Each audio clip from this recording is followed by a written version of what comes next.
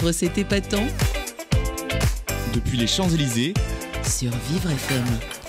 Qu'est-ce que l'intelligence? Comment la mesure-t-on? Que mesurent exactement les tests de QI et que faire avec? Notre invité Sébastien Vaumoron, psychopraticien, propose des thérapies et la passation de bilans neuropsychologiques. Il est l'auteur de Tests de QI et que faire après aux éditions Tom Pouce. On va en parler justement tout au long de cette émission.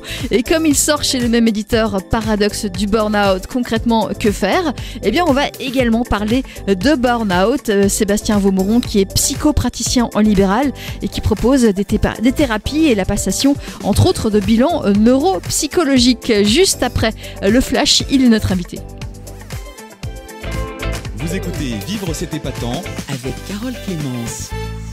Nous sommes avec Sébastien Vaumoron. Bonjour Sébastien. Bonjour. Alors vous publiez aux éditions Tom Pouce 2 ouvrages, Paradoxe du burn-out, concrètement que faire, mieux comprendre les dessous de sa mécanique, qui est sorti en septembre. Moi c'est tout récent. Voilà, on en parlera en deuxième partie d'émission. On va commencer par test de QI et que faire après, comprendre pour mieux agir, guide pratique d'interprétation chez Tom Pouce également. Alors les tests de QI, on sait tous ce que c'est, enfin à peu près. Et ça mesure l'intelligence, c'est ça, c'est censé mesurer l'intelligence. En fait, les tests de QI mesurent un niveau de raisonnement logique sur des raisonnements qui sont utiles pour les apprentissages scolaires. Donc ça ne mesure pas toutes les formes d'intelligence. Oui, alors quand on vous dit elle est intelligente parce qu'elle a 140 de QI, ça veut dire quoi ? Ça veut dire qu'un test de QI, elle a obtenu un niveau très élevé qui atteint que par quelques tout petits pourcentages de la population. Ça ne veut pas dire que dans la vie de tous les jours, elle est très débrouillarde ou déduit facilement des situations logiques. Oui, mais par contre, elle sera peut-être très bonne en mathématiques, en anglais, en français ? En fait, ça donne des aptitudes. C'est un peu, si vous voulez, comme une voiture très puissante. Encore faut-il regarder la route, savoir la piloter. L'intelligence, c'est pareil. On peut avoir un niveau d'intelligence très élevé à un test de QI. Encore faut-il ne pas avoir de troubles à côté, comme un trouble de l'attention qui parasite, un trouble dyslexique, etc. Le haut potentiel intellectuel, ça ne vaccine de rien du tout. Vraiment. Oui. Donc on peut être avec un haut potentiel, un score très élevé au test de QI, et puis plein de troubles associés à côté. Donc justement, ça sert à quoi de passer ces tests ? Eh bien, ça ne sert pas à savoir si on est haut potentiel ou pas au départ. Si vous voulez, c'est un peu comme l'échographie. Quand on va chez le gynécologue, on ne fait pas une échographie pour savoir si c'est un garçon ou une fille. On fait une échographie pour voir si le fœtus se développe bien et s'il n'y a pas de problème dans son développement. Le test de QI permet ça. Il permet d'identifier le développement cognitif sur le raisonnement, de la logique verbale, de la logique visuelle, spatiale, sur de la mémoire à court terme, de travail, auditive, visuelle et de la vitesse de traitement, et voir si le développement est harmonieux ou pas, s'il est dans la norme, en dessous ou au-dessus, et s'il y a des écarts ou s'il y a des difficultés durant la passation des épreuves, et bien faire des hypothèses de diagnostic d'éventuels troubles associés. Oui. Pour avoir une idée, vous parlez de 3 tests différents au niveau du QI.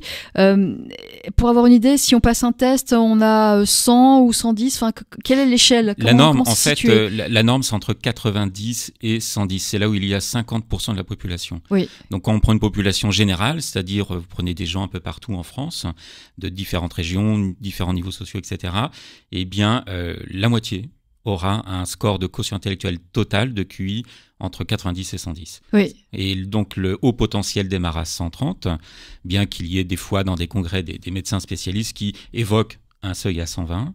Et puis en dessous, il y a la difficulté d'apprentissage, il y a le déficit intellectuel. En dessous de 90 ? En dessous de 90, c'est pas encore la difficulté, c'est la norme. Oui. En dessous, entre 70 et 80, on est dans une orientation scolaire plutôt de type SECPA. Oui. Et en dessous, on est dans le retard de développement. Oui. Et alors, ces tests, ils donnent une image à un instant T. Est-ce qu'on peut améliorer les choses ? Est-ce qu'on peut travailler et obtenir de meilleurs résultats à ces tests par la suite, plusieurs mois après ? Ça se passe comme ça ? Oui, complètement. En fait, si vous voulez, un bébé qui naît, son cerveau fait 25% de la taille adulte. Donc il y a 75% qu'il va développer dans l'environnement, en grandissant durant l'enfance, l'adolescence. Et donc si un enfant de 8 ans se met à faire des jeux d'échecs, des jeux de plateau, etc., tous les jours pendant 1 heure, il va développer des fonctions cognitives, en même temps qu'il développe son corps. Son corps est en train de grandir, son cerveau de se développer. S'il se met à lire tous les jours 1h30, 2 heures par jour, il va développer d'autres compétences. Donc oui, ça peut se développer. Ensuite, dans le test de QI, il y a par exemple les épreuves de mémoire. On peut très bien entraîner la mémoire. Il y a un programme qui s'appelle CogMed, qui est conçu par des neurologues. programme d'entraînement intensif, de rééducation de la mémoire de travail. Et ce programme-là, lui, amène une augmentation des compétences mnésiques en termes de mémoire. Oui, oui. Donc ça se développe, oui. Donc là, on parle plutôt des enfants, des adultes, des enfants, des adolescents. Les adultes, est-ce qu'eux aussi peuvent travailler et améliorer leur score? Est-ce que ça se passe de la même manière? Oui, c'est pareil. Alors, la plasticité neuronale est probablement moins performante chez l'adulte que chez l'enfant et l'adolescent, puisque l'enfant et l'adolescent est en plein développement, donc il y a une grande souplesse, mais on peut quand même développer des choses, bien entendu. Oui. Oui. Oui. Donc on peut s'entraîner. Oui. Je ne sais pas, il y a peut-être des écoles où il faut avoir un certain QI pour rentrer. Non, il y a peut-être des choses où... À ma connaissance, il n'y a pas d'école où il faut un QI pour rentrer, il faut plutôt un niveau de réussite scolaire Il pour vaut rentrer mieux. voilà, dans ces écoles-là. Mais ça peut se travailler, s'entraîner, oui. Après, quelqu'un qui a une déficience intellectuelle, vous pouvez l'entraîner, ne deviendra pas non plus haut potentiel, c'est pas possible. Oui. Parce qu'il y a une partie cognitive, neurologique dans tout ça. Mais quelqu'un qui a un développement normal du cognitif, eh bien, il peut, par l'entraînement, développer certaines fonctions. Oui. Et ces tests, ce sont des tests qui peuvent se reproduire chez soi et on peut s'exercer. Non, ça pas se passe du comme tout. ça ou c'est... Non, pas du tout. Le totalement test, différent. c'est une mallette que l'on peut acheter chez un seul éditeur en France, sur présentation. Alors, l'éditeur indique dans les conditions générales de vente qu'il y a une dizaine de professions qui peuvent acheter ces tests. C'est-à-dire que tout le monde n'a pas le droit. Non, tout le monde n'a pas le droit, mais c'est ouvert quand même à un certain nombre de professions. Et c'est une liste non exhaustive. Ils disent notamment, et puis ils listent voilà, une dizaine de professions. Donc, il n'y aurait pas d'intérêt, si vous voulez, à vous entraîner à passer un test de QI pour avoir un meilleur score, parce que ça ne garantit en aucun cas une réussite scolaire, une réussite professionnelle, etc. C'est plutôt pour une valorisation de soi. Très narcissique. Oui, c'est ça. oui, ça pourrait. Mais ça existe. Il y a des gens, on m'a raconté qu'il y a des gens qui ont voulu acheter la mallette pour entraîner des enfants pour avoir un très haut score. Oui. Aucune utilité. Ça ne marche pas comme ça. Alors, on peut s'entraîner. Enfin, si Oui. je vous prête la mallette et que vous vous entraînez, vous allez apprendre les résultats des items et vous allez avoir un très haut score. Mais ça ne reflète en rien votre fonctionnement réel au quotidien. Oui, C'est un entraînement sur un type d'épreuve. oui. Voilà, c'est pas la vie. Oui, oui. Et justement, il y a trois différents tests. Il y a le WPPSI, je ne sais pas Oui, si je lis WIPSI. bien, Ouais. le WISC et le WAIS, Oui. le WES, WAIS 4. WAIS, et puis voilà. WISC 5. Oui. Ouais. Et alors, est-ce que c'est le parent qui va choisir pour son enfant ou la personne qui veut se faire tester qui va choisir le test ou comment ça se passe? Alors, en fait, c'est une tranche d'âge différente pour chaque test. Donc, la première batterie de tests de QI démarre à 2 ans et 6 mois et va jusqu'à la veille des 4 ans, c'est-à-dire 3 ans, 11 mois et 30 jours. Le deuxième démarre à 6 ans, le deuxième test, le WISC 5. Et il y a, dans le WIPSI, il y a une première batterie de 2 ans et demi à 4 ans et une autre de 4 ans à plus de 7 ans. Le WISC 5 démarre à 6 ans, va jusqu'à la veille des 17 ans, et le WAIS 4 démarre à 16 ans. Donc, entre les 3 tests, il y a une période d'1 an à peu près de chevauchement, qui fait qu'on peut faire l'un ou l'autre en fonction des besoins, parce que aujourd'hui, ils sont presque tous les 3 construits sur les mêmes types d'épreuves. Oui. Même pour le test pour les enfants jeunes, le WIPSI 4, en fait, on a en fin d'épreuve, de certaines épreuves, on a les mêmes items qu'en fin de test adulte. D'accord. Voilà. Et alors, on passe l'un de ces tests selon son âge, bien sûr, et on peut détecter, vous pouvez détecter des troubles comme un trouble de l'attention, une dyspraxie, ça se fait? Non, en fait, oui et non. C'est-à-dire qu'on ne détecte pas un trouble, on fait une suspicion. Dans le test de QI, dans les épreuves de raisonnement logique, il y a des items où il y a des formes de pièges, si vous voulez. Quelqu'un qui a des problèmes d'attention va très probablement tomber dans ces pièges-là. Il y a les épreuves de mémoire où on peut voir des problèmes d'attention fluctuantes. La personne est attentive, décroche, raccroche, etc. Donc, ça ne fera pas un diagnostic. Par contre, ça va faire des suspicions de troubles. Oui. Ensuite, il faudra faire des bilans complémentaires pour identifier ces troubles-là. Donc, par exemple, le NEPSI pour le trouble de l'attention, trouble du spectre autistique. Et puis après, c'est un médecin qui lui pose le diagnostic. Donc, le diagnostic du trouble est posé par un médecin à partir de sa consultation et des résultats au test qui montrent qu'effectivement, cette personne-là, sur des épreuves standardisées, a des résultats qui vont être considérés comme en dessous de la norme et donc faire une suspicion de trouble. Oui, oui, oui.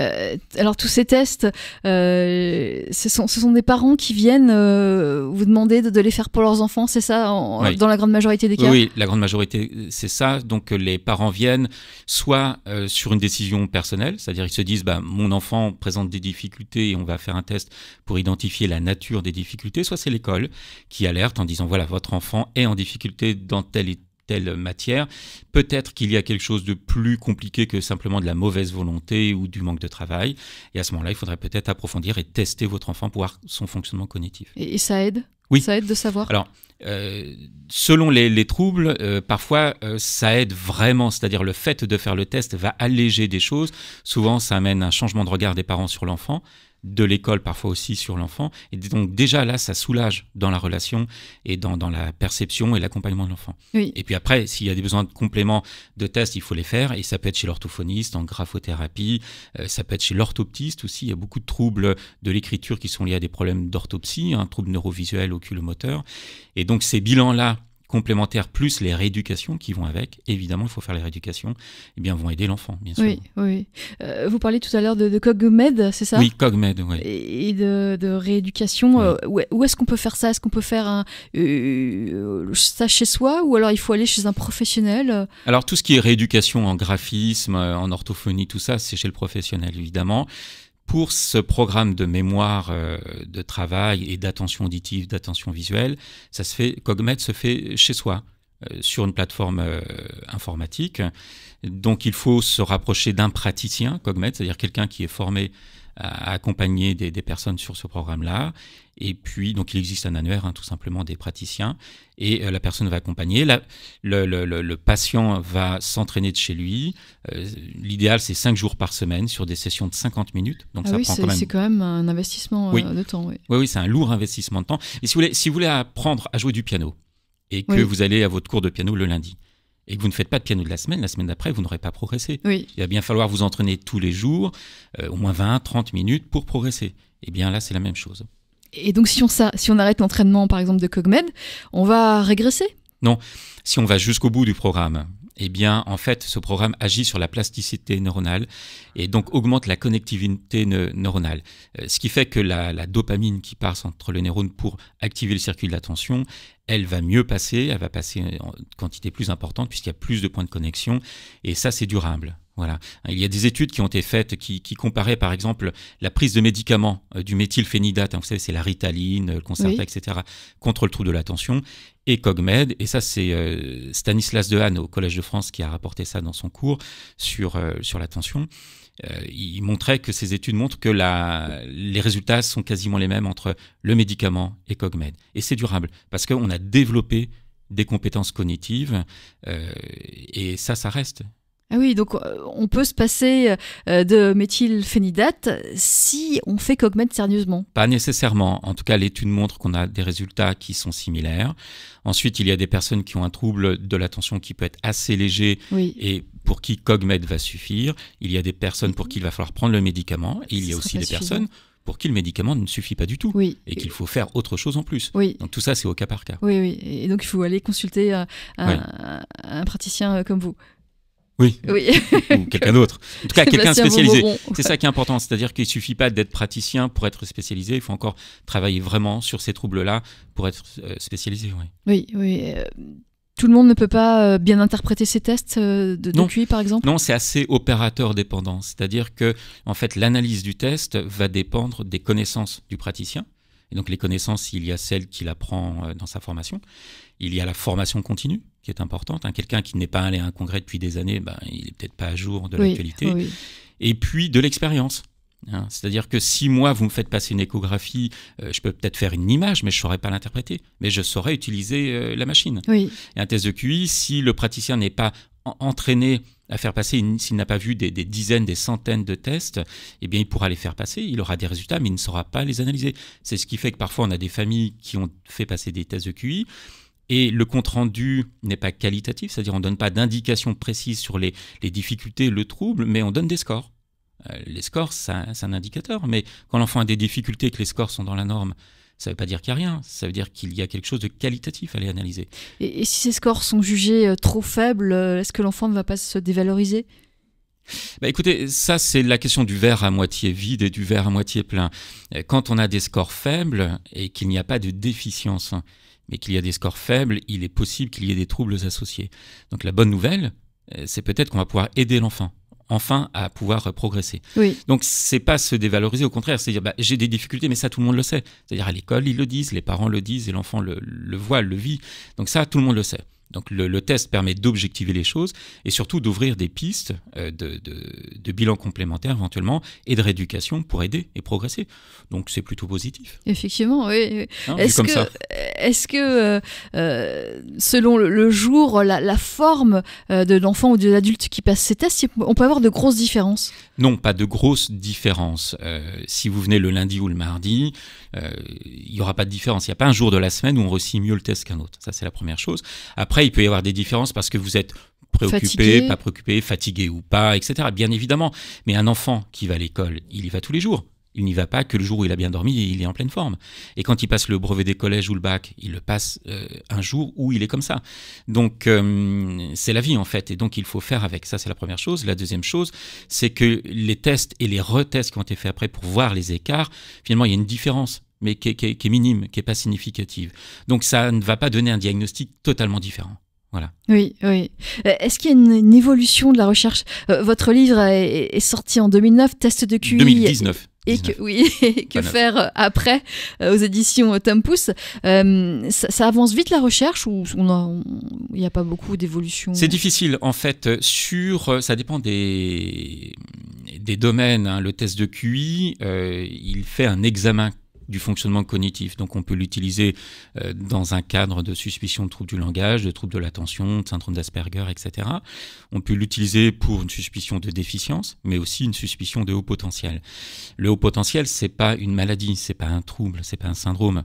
C'est un fonctionnement cognitif qui concerne quelques petits pourcentages de la population. Alors, si c'est pas un trouble, c'est quand même une anomalie. C'est-à-dire que quelque chose qui concerne que 3 ou 5% de la population, c'est pas normal. Donc c'est une anomalie en soi, mais c'est pas un trouble. Les gens qui ont un haut potentiel sont plutôt avantagés.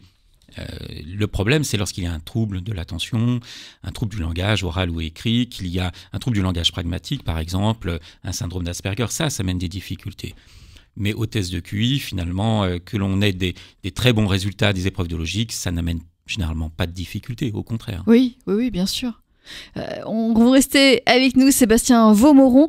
On continue à parler de vos recherches, de vos 2 livres. On va notamment parler de burn-out avec Paradoxe du burn-out dans un instant, juste après Colombine sur Vivre FM.